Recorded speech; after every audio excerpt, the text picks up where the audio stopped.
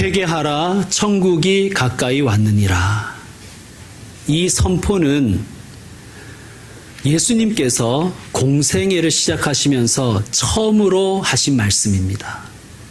예수님은 우리가 하나님의 나라를 선택하기를 원하십니다. 하나님의 나라를 선택하기 위해서는 회개해야 됩니다. 회개, 뉘우칠 회, 고칠 개, 잘못을 뉘우치고 고친다는 의미입니다. 그러므로 회개는 반성과 다릅니다.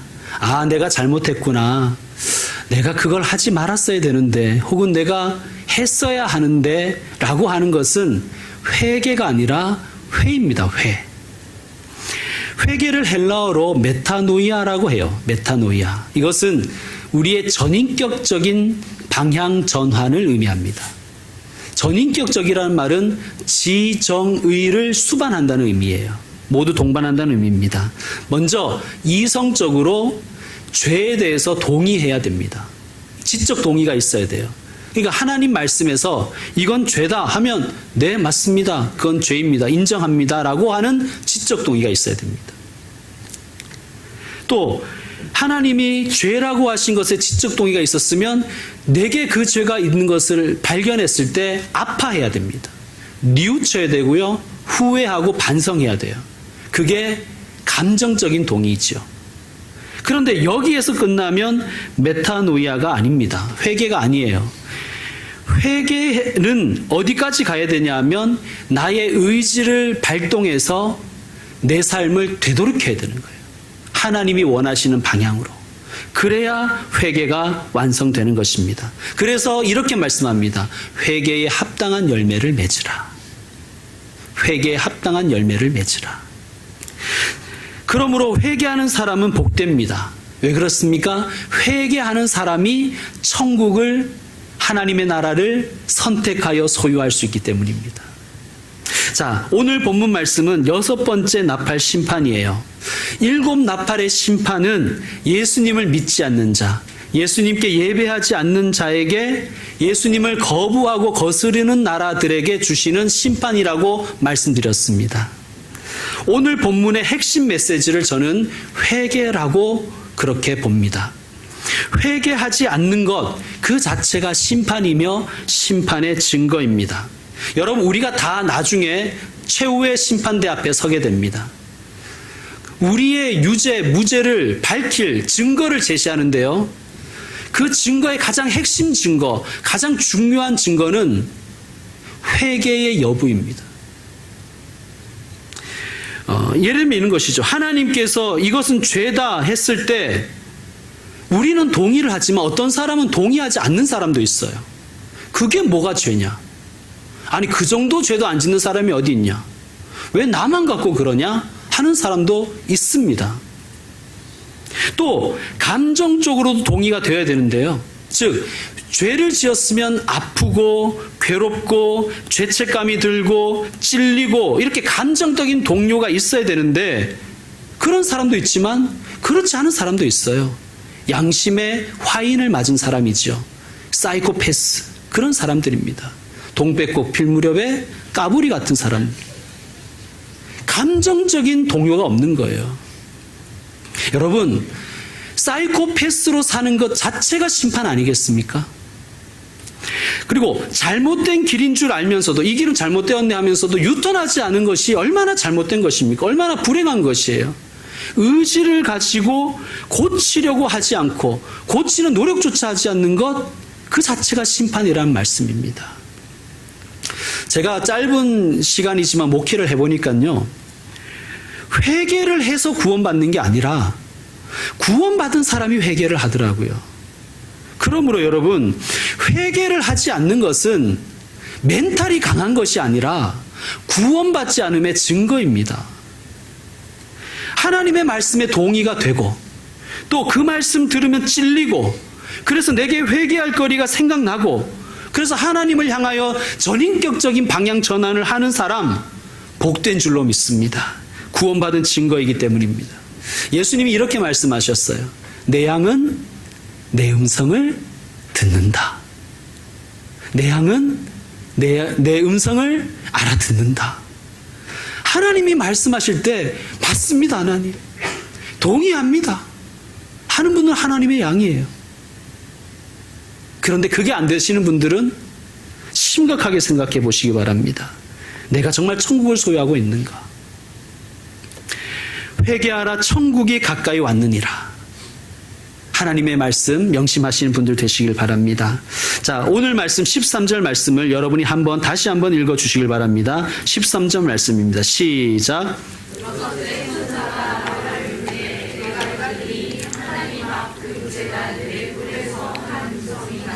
아멘. 하나님 앞 금제단. 우리 어디에서 봤죠, 이거를? 요한계시록 6장 말씀드릴 때 같이 보았습니다. 9절 다시 한번 보시겠습니다. 요한계시록 6장으로 넘어오셔가지고요. 9절 말씀 제가 읽겠습니다. 다섯째 인을 떼실 때에 내가 보니 하나님의 말씀과 그들이 가진 증거로 말미암아 죽임을 당한 영혼들이 어디에 있어요? 제단 아래에 있어요. 하나님 앞에 금제단이 있는데 그 밑에 누가 있냐 하면 순교자들이 있는 거예요. 그러면 그 순교자들이 거기에서 뭘 하고 있는가? 10절 말씀 같이 읽겠습니다. 시작. 큰 소리로 불러 이르되 거룩하고 참되신 대주제여 땅에 거하는 자들을 심판하여 우리 피를 갚아주지 아니하시기를 어느 때까지 하시려 하나이까 하니. 아멘. 여러분, 천국에도 시위가 있어요. 순교자들이 지금 제단 아래에서 하나님을 향하여 시위하는 거예요. 대주제여 언제까지 우리 피를 갚아주지 않겠습니까? 막 데모를 하고 있는 거예요. 데모라고 표현했지만 이 호소는 피 맺힌 절규입니다. 기도입니다. 그러니까 기도를 어디서 하고 있는가? 그 간절한 기도를 어디서 하고 있는가?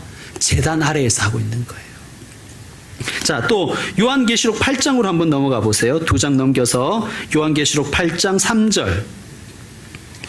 또 다른 천사가 와서 제단 곁에 서서 금 향로를 가지고 많은 향을 받았으니 이는 모든 성도의 기도와 합하여 어디에? 보좌 앞 금제단에 드리고자 함이라. 아멘. 여러분, 성도의 기도를 지금 천사가 금 향로에 담아서 그 향과 함께 제단 위에 붓는 장면입니다.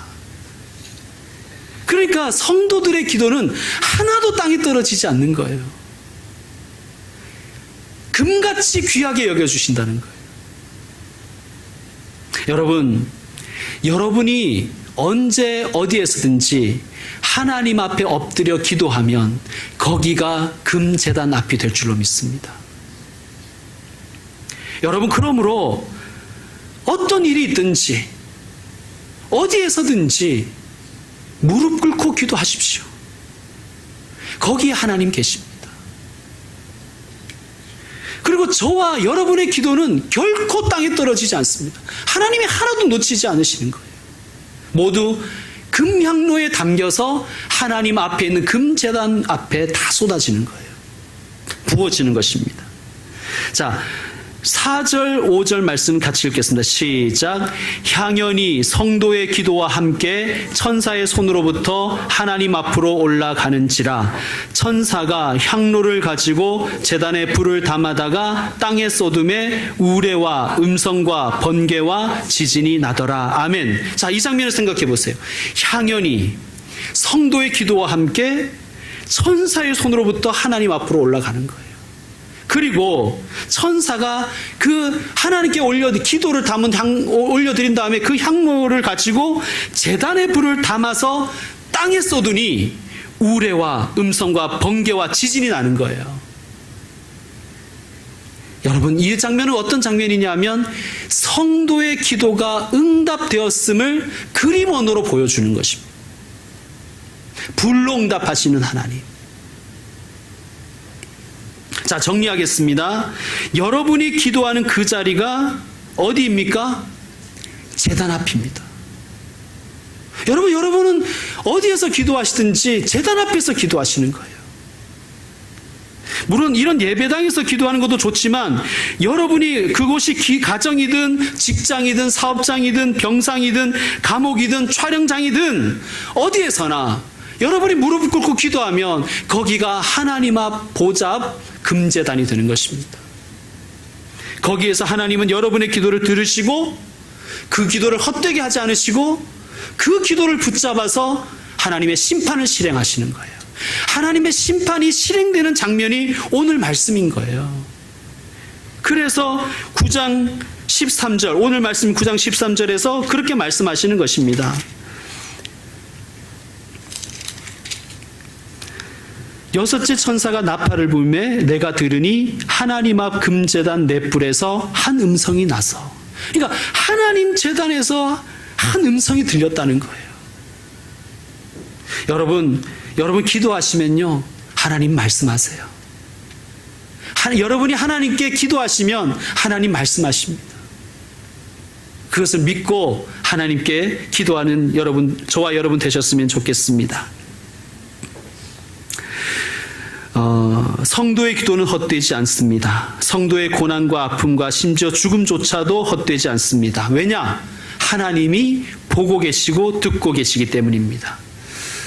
지금은 다 밝혀지지 않겠지만 명명백백하게 드러날 것입니다. 하나님의 심판은 엄히합니다. 그러므로 하나님을 신뢰하라. 이것이 요한계시록의 금제단이 오늘 우리에게 주시는 메시지입니다. 자, 14절 말씀 여러분 다시 한번 읽어주십시오. 14절, 9장 14절입니다. 시작.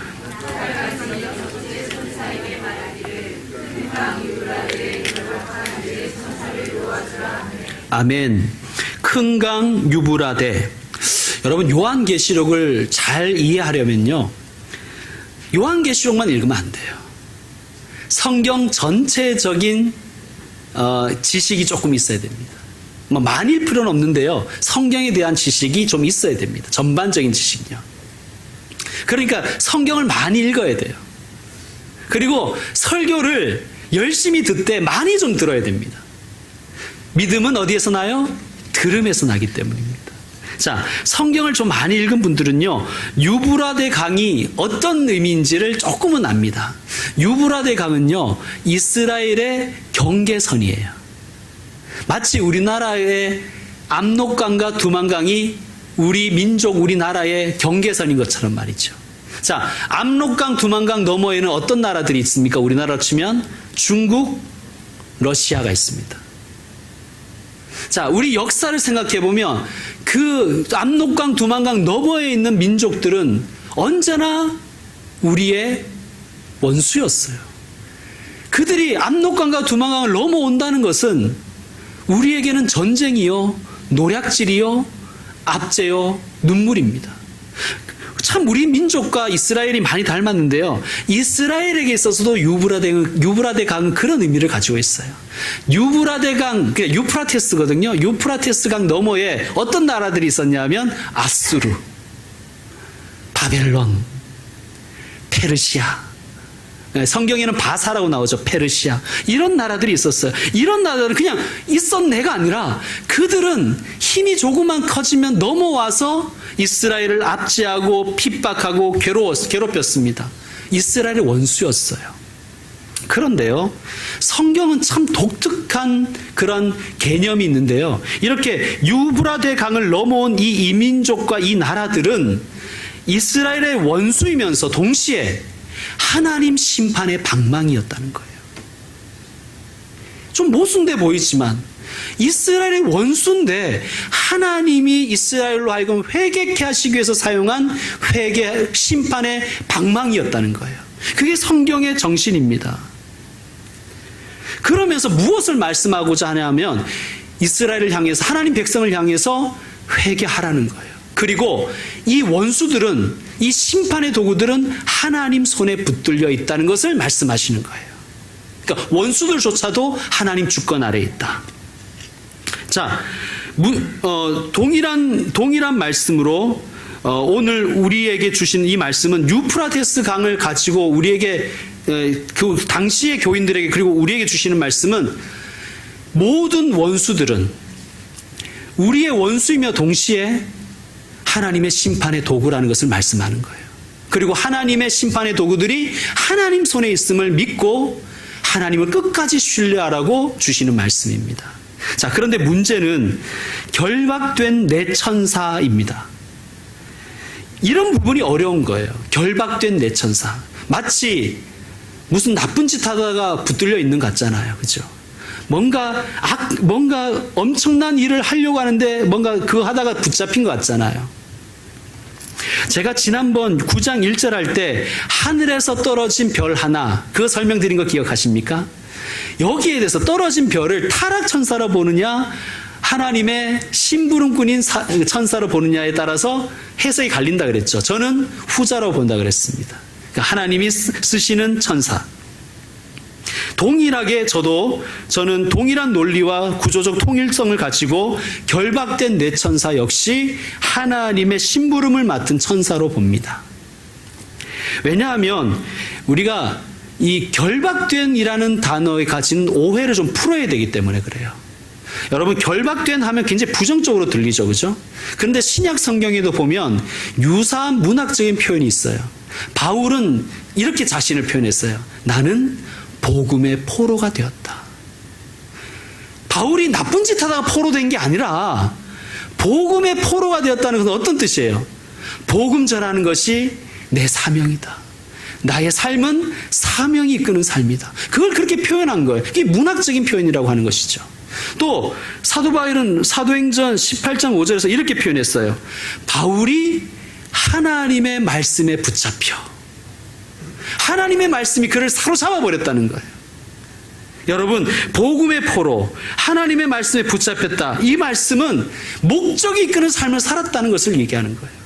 사명에 이끌려 살았다는 것을, 그런 문학적인 표현을 쓰는 것입니다. 왜 그렇게 쓰냐고 따지지는 마십시오. 그렇게 문학적인 표현을 쓰는 거예요.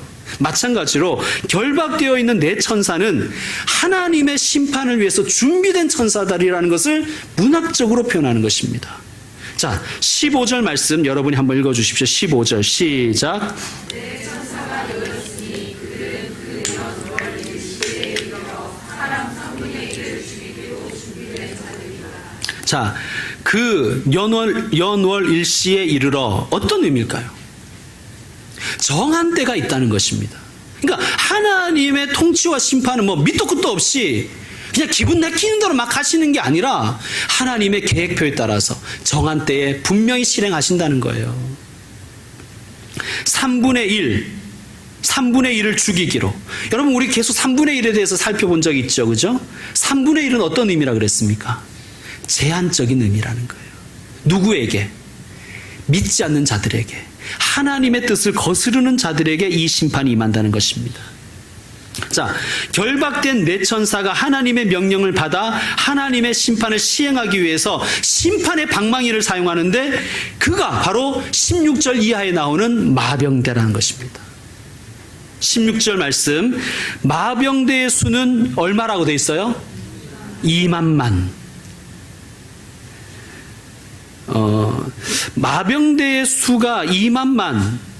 여러분, 우리는 지금 그 서양식 숫자에 익숙해져서 천씩 나누죠. 그죠? 천 단위로 나누잖아요. 근데 원래 동양에서는 만 단위로 나눴어요. 네 자리로. 자, 2만만은 그러니까 얼마예요? 2억입니다. 2억. 그러니까 마병대의 숫자가 2억이라는 거예요. 지금 그 숫자를 밝히는 것은 무엇과 연관되어 있냐면, 우리가 지난 시간에 본 황충들, 즉 메뚜기 떼를 문학적으로 지금 대꾸를 맞추는 거예요. 마병대 수가 2억이 넘는다는 이야기를 하는 것은 당시의 인구를 생각할 때 이건 말도 되지 않는 거예요. 이 숫자는 당시의 인구로서는 불가능한 숫자입니다. 무엇을 얘기하는가? 하나님의 심판은 우리의 상상을 뛰어넘는다는 거예요. 에이, 뭐 하나님의 심판 뭐 별것 있나? 지옥도 뜻하고 좋겠지 뭐, 이렇게 하는 게 아니라 하나님의 심판이 얼마나 극심하고 무서운가를 이런 숫자를 통해서 우리에게 경고하시는 거예요. 자, 17절에서 19절은 2만만의 마병대와 마병대가 타고 있는 말의 모습을 소개하고 있습니다. 지난 시간에 본 7절에서 10절에 있는 황충의 모습과 유사합니다. 그러니까 황충과 연관성이 있다는 거예요. 그러니까 이게 무슨 뜻이냐면, 우리가 지난 시간에 봤지만 황충은 사탄 마귀의 졸개들이죠. 그죠? 그러니까 사탄적인 속성이 2만만의 마병대에게도 있다는 것을 얘기하는 거예요. 그러나 사탄 마귀도 하나님이 부르시는 천사의 손에 달려 있다. 그걸 말씀하는 거예요. 자, 17절, 18절에 보면 불과 연기와 유황이 나옵니다. 그리고 그 불과 연기와 유황의 재앙으로 인하여 사람들이 죽어요. 구약 성경을 좀 잘 읽어보신 분들은 불과 연기와 유황은 하나님의 심판의 상징인 걸 알 수 있습니다. 자, 19절을 보시면 여러분 19절 말씀 여러분이 한번 읽어주십시오. 19절 시작. 이 말들의 힘은 빛과 소리에 있으니 소리는 멸망하고 또 소리에 거리가 있어 이것으로 오래하더라. 꼬리가 뱀 같대요. 근데 그 꼬리가 뱀 같은데 끝에 머리가 있대요. 그러니까 이게 뱀이란 얘기예요. 여러분 성경에서 뱀은 사탄 마귀잖아요. 그러니까 지금 밝히는 거예요. 이 마병대는 사탄적인 속성을 가지고 있다. 그렇게 밝히는 것입니다. 자, 정리하면 이렇습니다. 하나님은 심판의 주인이십니다. 하나님은 불신자와 하나님을 거스르는 나라를 심판하십니다. 천사는 하나님 심판의 에이전트이고 사탄 마귀는 그 심판의 방망이입니다. 그리고 사탄 마귀조차도 하나님 손에 달려 있다는 것입니다. 여러분, 예수 그리스도를 영접하신 이들, 또 예수 그리스도를 따르는 분들, 또 참된 하나님의 교회는 여기에 해당 사항이 아니에요. 여러분께 한번 질문해 보겠습니다. 예수님을 믿으십니까? 예, 그렇다면 오히려 하나님의 심판을 기뻐하십시오. 심판은 구원의 프로그램이 있기 때문입니다. 그런데 다시 한번 묻겠습니다. 혹시 여러분 중에 아직 예수님을 믿지 않는 분 계십니까? 그렇다면 예수님을 믿고 영접하여서 이 극심하고 무서운 심판에서 해방되시고 벗어나는 은혜가 있기를 원합니다. 자, 20절, 21절 말씀이 사실은 핵심입니다. 제가 읽도록 하겠습니다. 이 재앙에 죽지 않고 남은 사람들은 손으로 행한 일을 어떻게 한다고요? 회개하지 아니하고 오히려 여러 귀신과 또는 보거나 듣거나 다니거나 하지 못하는 금, 은, 동과 목석의 우상에게 절하고 또 그 살인과 복술과 음행과 도둑질을 어떻게 한다고요? 회개하지 아니하더라.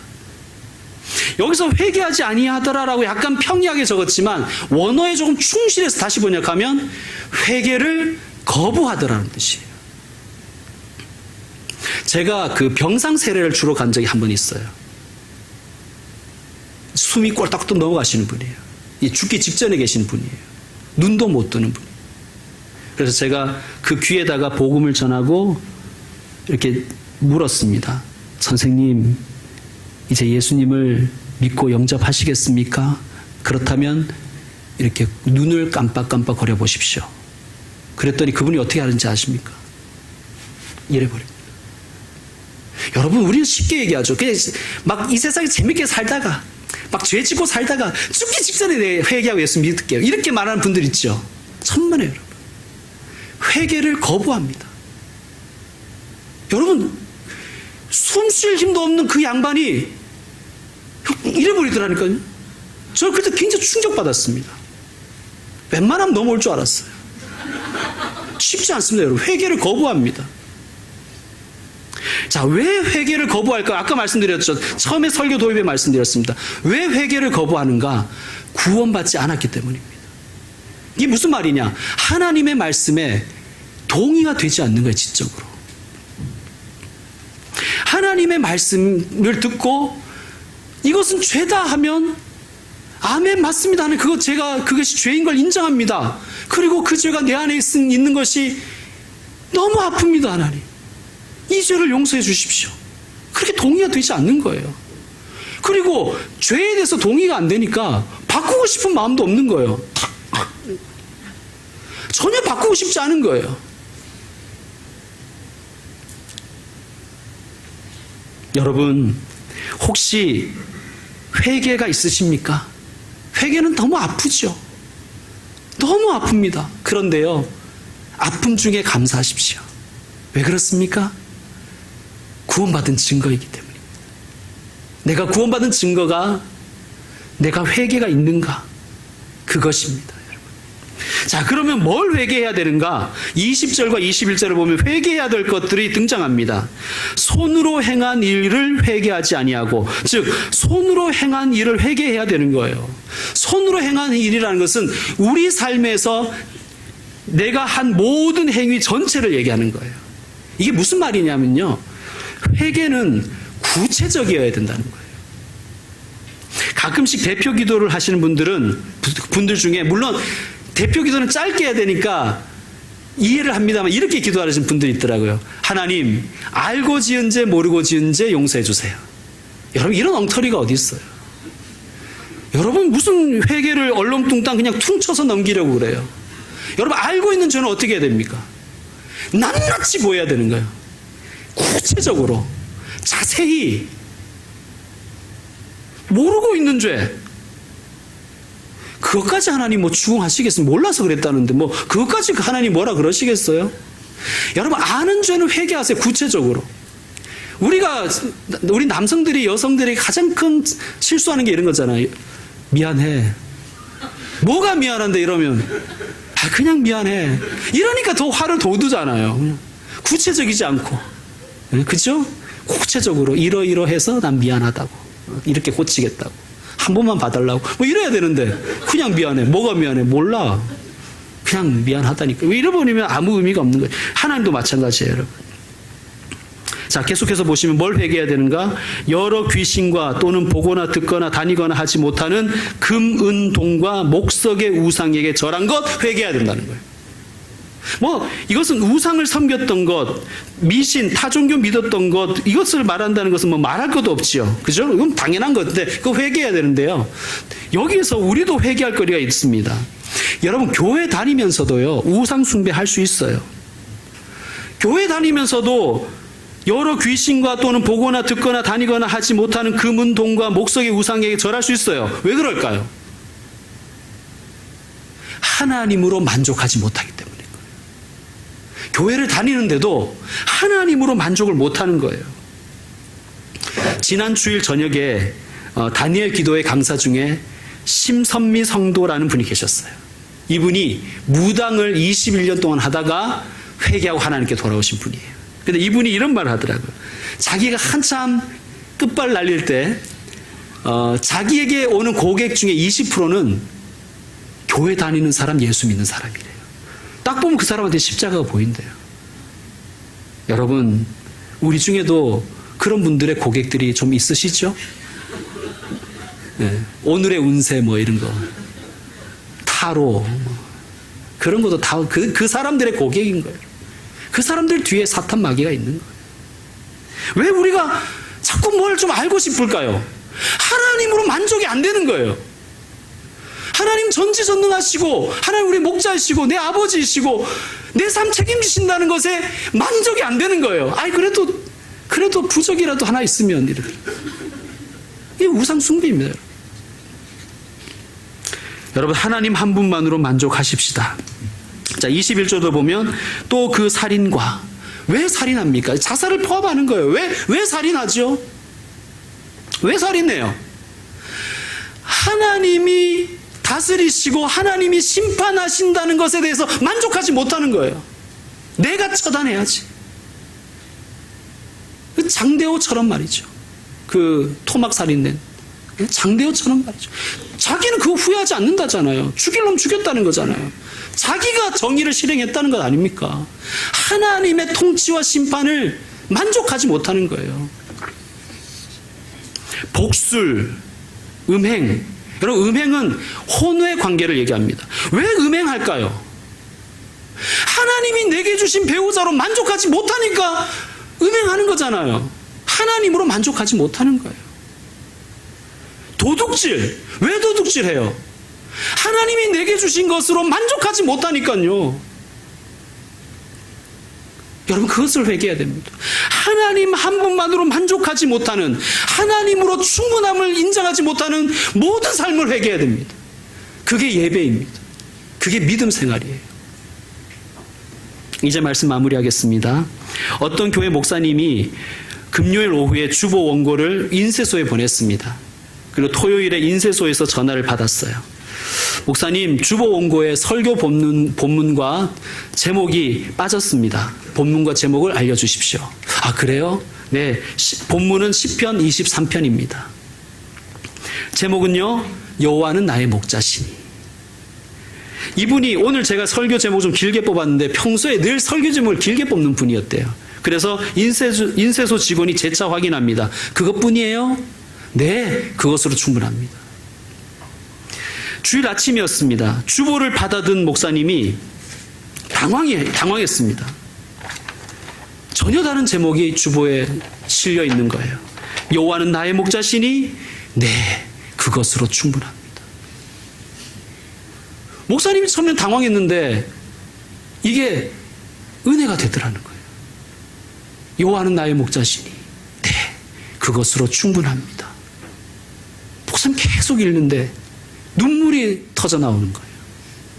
그리고 설교를 위해서 단위에 섰는데 설교가 나오지 않고 눈물이 자꾸 나서 계속해서 제목만 읽었대요. 여호와는 나의 목자시니 네, 그것으로 충분합니다. 여호와는 나의 목자시니 네, 그것으로 충분합니다. 목사님도 울고 성도들도 울었습니다. 그리고 그 예배는 눈물의 예배가 되었습니다. 사랑하는 성도 여러분, 우리도 이 시간 한번 따라 해봅시다. 여호와는 나의 목자시니 네, 그것으로 충분합니다.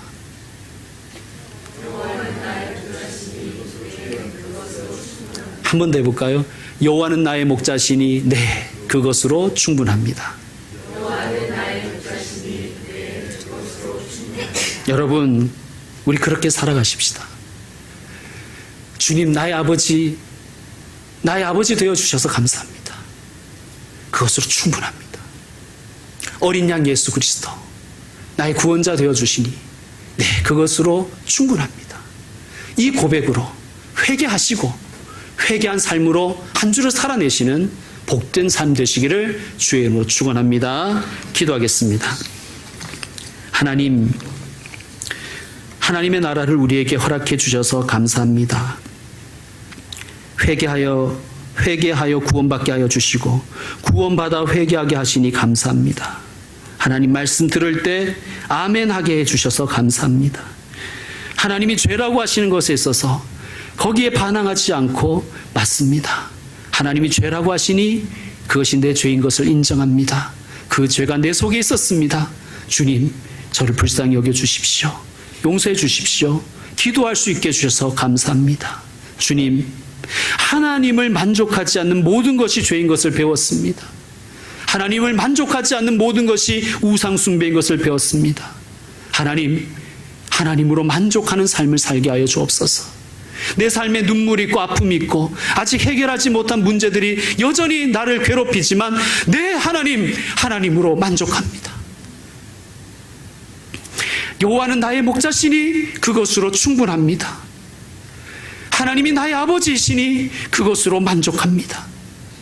어린 양 예수 그리스도 나의 구원자이시니 그것으로 충분합니다. 하나님, 이 고백으로, 이 삶으로 하나님 앞에 나아가게 하여 주옵소서. 예수님의 이름으로 기도드립니다. 아멘.